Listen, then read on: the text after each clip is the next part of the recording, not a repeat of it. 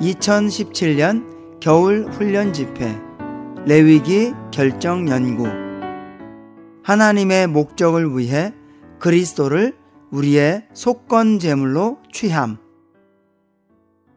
8주 4일 아침의 누림. 레위기 11장 3절. 짐승 가운데 굽이 갈라져 있고, 즉 굽이 두 쪽으로 벌어져 있고 되새김질을 하는 모든 것은 너희가 먹어도 된다. 레위기 5장 2절. 또 누구든지 부정한 것, 곧 부정한 들짐승의 사체나 부정한 집짐승의 사체나 부정한 길짐승의 사체를 만졌다면 그 일을 알지 못하였다 해도 그는 부정하며 죄가 있게 된다. 레위기 11장부터 27장까지는 하나님의 백성의 생활, 곧 거룩하고 정결하며 기쁨이 넘치는 생활을 다룹니다. 먹는다는 것은 우리 밖에 있는 어떤 것을 접촉하고 그것을 우리 안으로 받아들이는 것인데, 결과적으로 그것은 결국 우리의 내적 조성이 됩니다.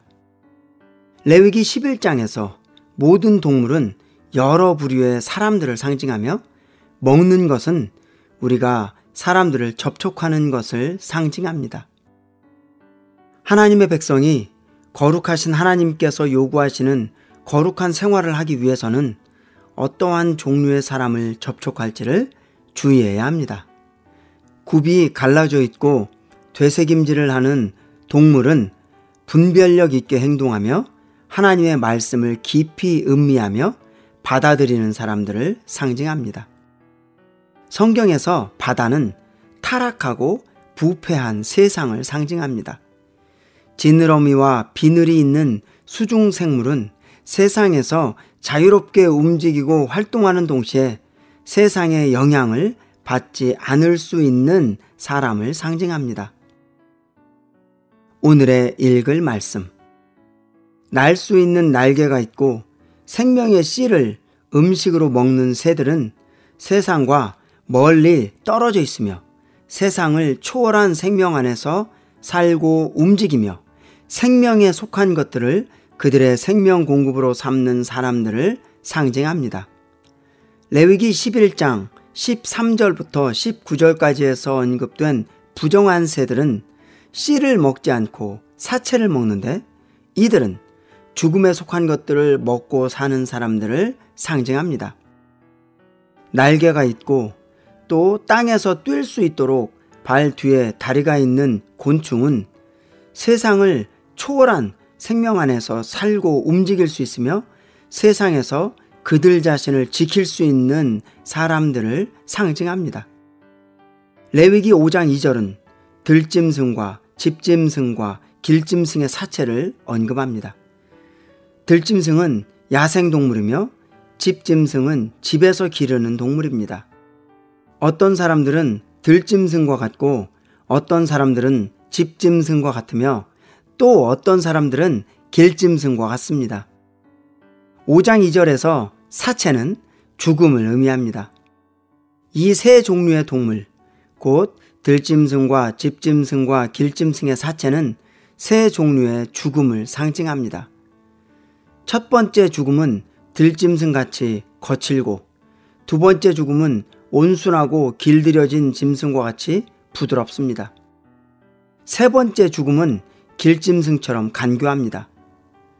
성경의 예표에서 이것은 하나님의 백성 가운데 세 종류의 죽음, 즉 거친 죽음과 부드러운 죽음과 간교한 죽음이 있을 수 있음을 가리킵니다. 그 종류가 어떠하든지 죽음은 죽음이며 그것은 부정합니다. 거친 죽음이든 부드러운 죽음이든 간교한 죽음이든 모든 죽음은 불결하고 더럽히는 것입니다. 교회 생활 안에서 이 세 가지 종류의 죽음에 의해 더럽혀지는 것에서 피하는 것은 쉽지 않습니다. 구약의 예표에 따르면 죄는 죽음만큼 더러운 것이 아닙니다. 사람이 죄를 지으면 속건제물을 드림으로써 즉시 용서받고 정결하게 될 수 있었습니다. 그러나 어떤 사람이 죽음을 만지면 며칠을 기다려야 정결하게 될 수 있었습니다. 여기에서 우리는 죽음이 죄보다 더 더럽히는 것임을 알 수 있습니다. 그러나 교회 생활 안에서 우리는 죄는 심각하게 생각하지만 죽음을 만지는 것은 평범한 일이며 심각한 것으로 여기지 않습니다. 그러나 하나님께서 보시기에 죽음을 접촉하는 것은 가장 심각한 일입니다. 죽음의 독은 성도들을 손상하고 파멸시킬 수 있습니다. 우리는 그리스도의 몸을 참으로 건축하고 있는지 아니면 부지 중에 죽음의 독을 퍼지게 함으로 하나님의 일을 무너뜨리는 어떤 일을 하고 있지는 않은지 냉철하고 공정하고 조용하고 차분히 살펴보아야 합니다.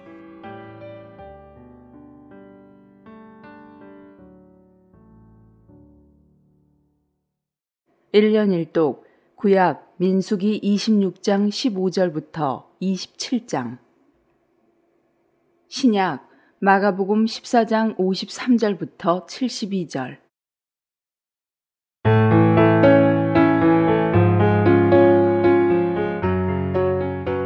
민수기 26장 15절. 갓자손은 그 종족대로 이러하니 스분에게서 난 스분 가족과 학기에게서 난 학기 가족과 순이에게서 난 순이 가족과 우스니에게서 난 우스니 가족과 에리에게서 난 에리 가족과 아롯에게서 난 아롯 가족과 아렐리에게서 난 아렐리 가족이라. 이는 갓자손의 종족들이니 대수함을 입은 자가 45,000명이었더라. 유다의 아들은 에루와 오난이라.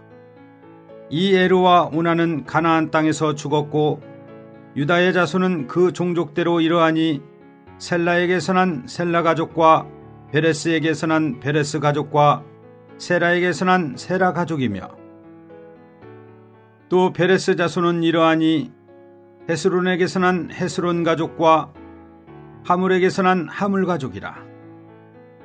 이는 유다 종족들이니 계수함을 입은 자가 76,500명이었더라.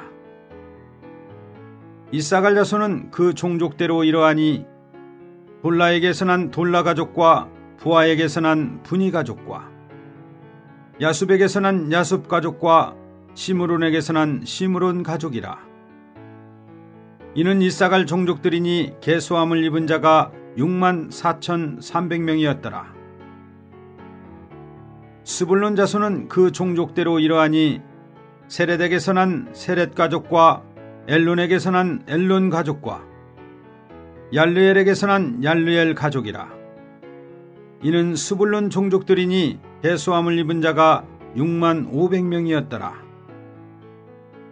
요셉의 아들들은 그 종족대로 므낫세와 에브라임이요 므낫세의 자손 중 마길에게서 난 것은 마길 가족이라. 마길이 길르앗을 낳았고 길르앗에게서 난 것은 길르앗 가족이라. 길르앗 자손은 이러하니 이에셀에게서 난 이에셀 가족과 헬렉에게서 난 헬렉 가족과 아스리엘에게서 난 아스리엘 가족과 세겜에서 난 세겜 가족과 스미다에게서 난 스미다 가족과 헤벨에게서 난 헤벨 가족이며 헤벨의 아들 슬로보앗은 아들이 없고 딸뿐이라. 그 딸의 이름은 말라와 노아와 호글라와 밀가와 디르사니. 이는 므낫세의 종족들이라. 계수함을 입은 자가 52,700명이었더라. 에브라임 자손은 그 종족대로 이러하니 수델라에게서 난 수델라 가족과 베겔에게서 난 베겔 가족과 다한에게서 난 다한 가족이며 수델라 자손은 이러하니 에란에게서 난 에란 가족이라.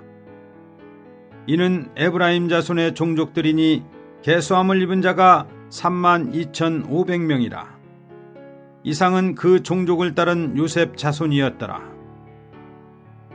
베냐민 자손은 그 종족대로 이러하니 벨라에게서 난 벨라 가족과 아스벨에게서 난 아스벨 가족과 아히람에게서 난 아히람 가족과 스부밤에게서 난 스부밤 가족과 후밤에게서 난 후밤 가족이며 벨라의 아들은 아릇과 나아만이라.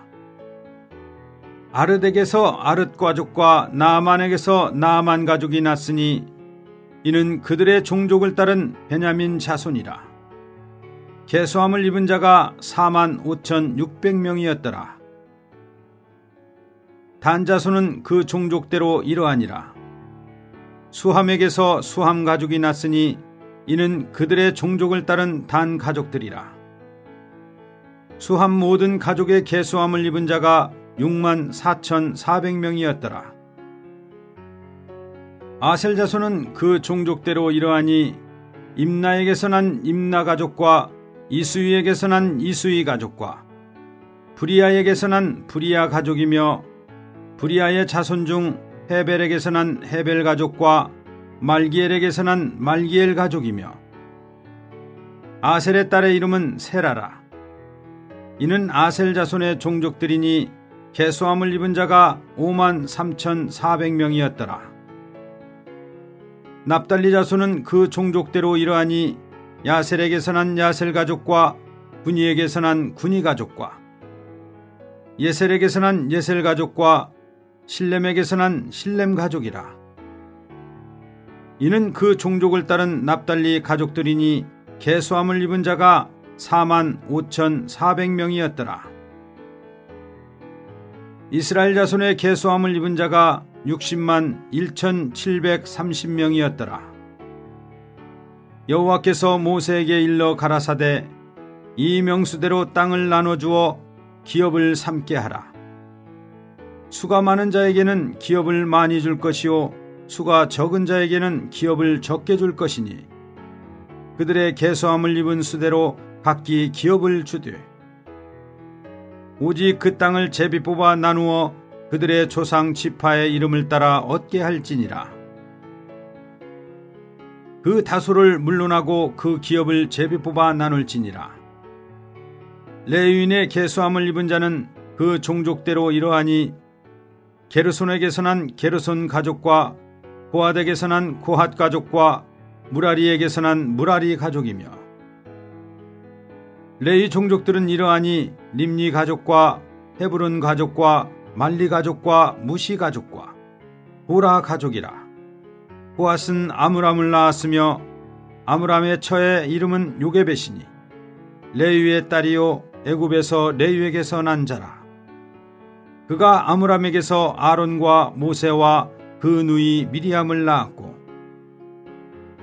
아론에게서는 나답과 아비우와 엘르아살과 이다말이 났더니 나답과 아비우는 다른 불을 여호와 앞에 들이다가 죽었더라. 레위인의 1개월 이상으로 계수함을 입은 모든 남자가 23,000명이었더라. 그들은 이스라엘 자손 중 계수에 들지 아니하였으니 이는 이스라엘 자손 중에서 그들에게 준 기업이 없음이었더라. 이는 모세와 제사장 엘르아살의 계수한 자라. 그들이 여리고 맞은편 요단과 모압 평지에서 이스라엘 자손을 계수한 중에는 모세와 제사장 아론이 시내 광야에서 계수한 이스라엘 자손은 한 사람도 들지 못하였으니 이는 여호와께서 그들에게 대하여 말씀하시기를 그들이 반드시 광야에서 죽으리라 하셨습니다. 이러므로 여분네의 아들 갈렙과 눈의 아들 여호수아 외에는 한 사람도 남지 아니하였더라. 27장 요셉의 아들 므낫세 가족의 므낫세의 현손 마길의 증손 길르앗의 손자 헤벨의 아들 슬루보앗의 딸들이 나왔으니 그 딸들의 이름은 말라와 노아와 호글라와 밀가와 디르사라. 그들이 회막문에서 모세와 제사장 엘르아살과 족장들과 온 회중 앞에 서서 가로되 우리 아버지가 광야에서 죽었으나 여호와를 거스려 모인 보라의 무리에 들지 아니하고 자기 죄에 죽었고 아들이 없나이다. 어찌하여 아들이 없다고 우리 아버지의 이름이 그 가족 중에서 삭제되리이까? 우리 아버지의 형제 중에서 우리에게 기업을 주소서 하매 모세가 그 사연을 여호와께 품하니라. 여호와께서 모세에게 일러 가라사대 슬루브와 딸들의 말이 옳으니 너는 반드시 그들의 아비의 형제 중에서 그들에게 기업을 주어 얻게 하되 그 아비의 기업으로 그들에게 돌릴지니라. 너는 이스라엘 자손에게 고하여 이르기를 사람이 죽고 아들이 없거든 그 기업을 그 딸에게 돌릴 것이요 딸도 없거든 그 기업을 그 형제에게 줄 것이요 형제도 없거든 그 기업을 그 아비의 형제에게 줄 것이요 그 아비의 형제도 없거든 그 기업을 가장 가까운 친족에게 주어 얻게 할지니라 하고 나 여호와가 너 모세에게 명한 대로 이스라엘 자손에게 판결의 율례가 되게 할지니라. 여호와께서 모세에게 이르시되 너는 이 아바림 산에 올라가서 내가 이스라엘 자손에게 준 땅을 바라보라. 본 후에는 내 형 아론에 돌아간 것 같이 너도 조상에게로 돌아가리니 이는 신광야에서 회중이 분쟁할 때 너희가 내 명을 거역하고 그 물가에서 나의 거룩함을 그들의 목전에 나타내지 아니하였음이니라. 이 물은 신광야 가데스의 무리바 물이니라. 모세가 여호와께 여짜와 가로되 여호와 모든 육체의 생명의 하나님이시여 원컨대 한 사람을 이 회중 위에 세워서 그로 그들 앞에 출입하며 그들을 인도하여 출입하게 하사 여호와의 회중으로 목자 없는 양과 같이 되지 않게 하옵소서. 여호와께서 모세에게 이르시되 눈의 아들 여호수아는 신에 감동된 자니 너는 데려다가 그에게 안수하고 그를 제사장 엘르아살과 온 회중 앞에 세우고 그들의 목전에서 그에게 위탁하여 내 존귀를 그에게 돌려 이스라엘 자손의 온 회중으로 그에게 복종하게 하라. 그는 제사장 엘르아살 앞에 설 것이요 엘르아살은 그를 위하여 우림의 판결법으로 여호와 앞에 물을 것이며 그와 온 이스라엘 자손 곧 온 회중은 엘르아살의 말을 좇아 나가며 들어올 것이니라. 모세가 여호와께서 자기에게 명하신 대로 하여 여호수아를 데려다가 제사장 엘르아살과 온 회중 앞에 세우고 그에게 안수하여 위탁하되 여호와께서 자기에게 명하신 대로 하였더라.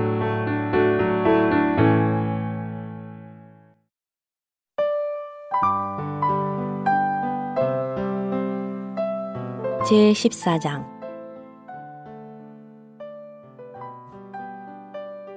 그들이 예수님을 대제사장에게로 끌고 가니 모든 대제사장들과 장로들과 율법학자들이 모여들었다.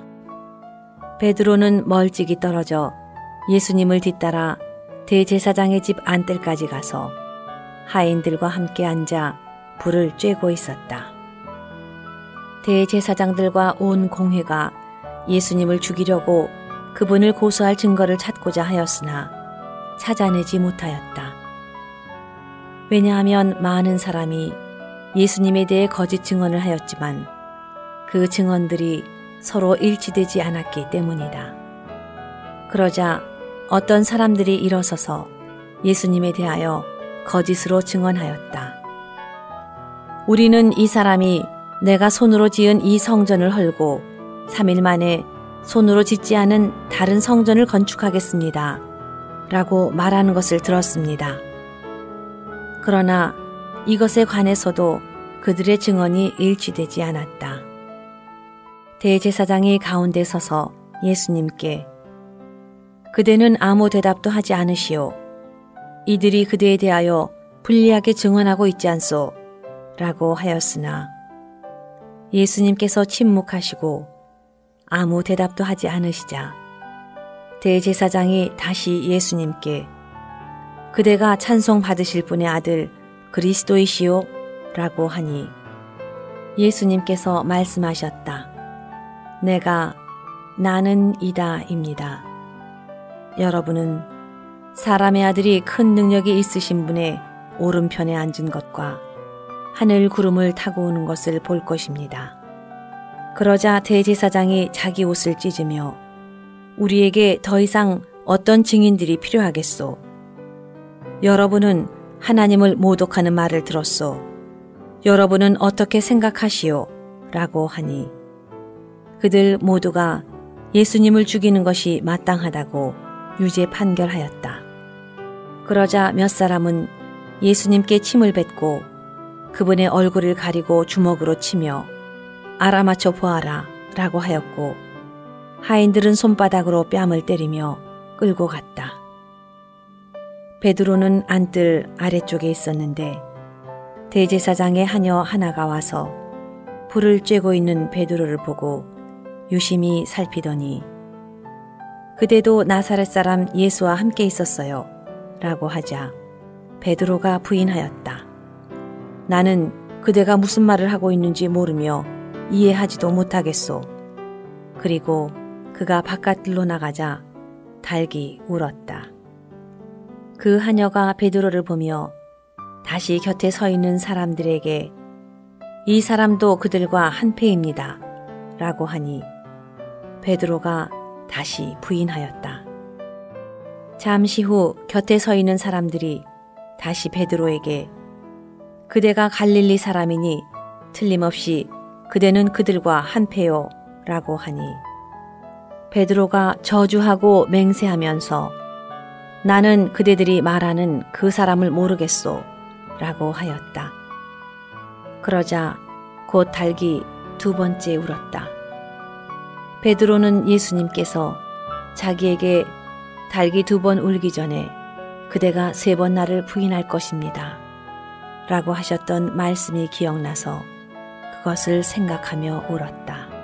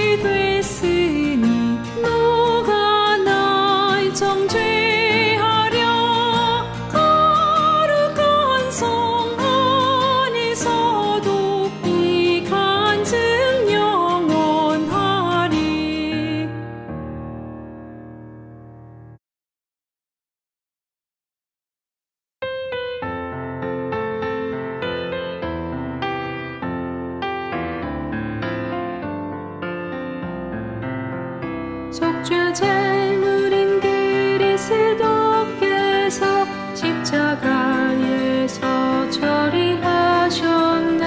죄와 옛 사람과 사탄 세상을 모두 심판하셨네. 그는 죄를 알지도 못했지만 우리 대신 죄가 되셨네. 이제 우리는 주님 안에서 하나님의 의가 됐네. 참되고 진밀한 사랑의 교통을 비친 주님과 나눌 때 알게 되네. 죄로 가득한 자신을. 우린 속죄 제물인 주 필요해. 결코 자신 신뢰 말아라. 육체를 따라 행하지 않고 한 성령을 따라 행하라. 하나님의 아들께서 나타나 마귀의 일을 제거하셨네. 십자가에서 주님은 죄와 죄들을 없애시었네. 죽으심으로 죽음의 세력을 가진 옛뱀 마귀 멸했네. 세상의 왕이 심판받았네. 세상 왕은 쫓겨났네. 뱀의 독을 가진 죄악된 우리의 대소비의 창대 위에 올려지신 높음이신 놀라운 주. 할렐루야. 속죄 제물 실제인 그리스도 승리하셨네. 옛뱀 마귀를 멸망시키셨네. 할렐루야. 높뱀인 주.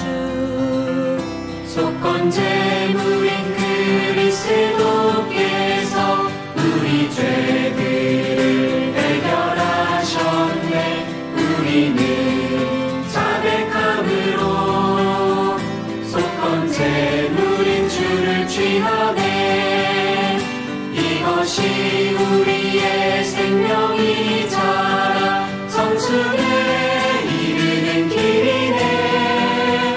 생명의 교통 지키기 위해 철저히 자백해야 해. 모든 결함과 약함 잘못과 죄악 철저하고 세밀하게 자백할 때 우린 살아가게 되네. 절대적인 삶을 살지 않으면 우린 죄를 짓게 된다네. 거룩한 정결한 기뻐하는 삶 속건 제물을 취하라. 보라 세상 죄를 없앤 어린 양 하나님의 요구 다 이뤘네. 우리를 하나님께로 이끌기 위해 대신 죽었네. 그가 상처받음으로